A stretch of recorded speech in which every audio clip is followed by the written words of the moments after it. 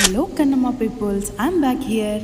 మళ్ళీ వరంగల్లో భద్రకాళి అమ్మ టెంపుల్కి విజిట్ అవ్వడానికి రెడీ అయిపోయాను. అలా వెళ్తుంటే కొన్ని వ్యూస్ చాలా బాగా నచ్చేసాయి. అలా క్లిక్స్ తీసుకున్నాను.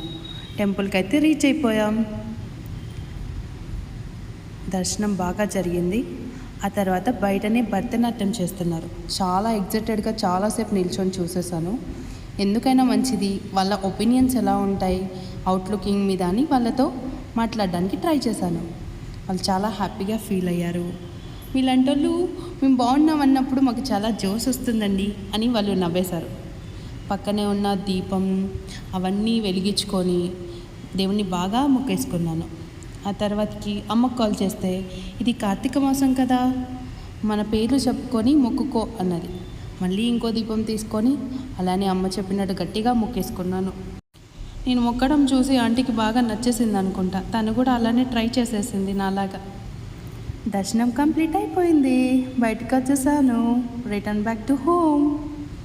వచ్చేదారిలో ఏమైనా కొత్తగా వింతగా కనిపిస్తాయేమో అని ట్రై చేశాను. బట్ ఏమీ కనిపించలేదు. లైట్ ఆఫ్ అయిపోయింది కదా, అందుకు.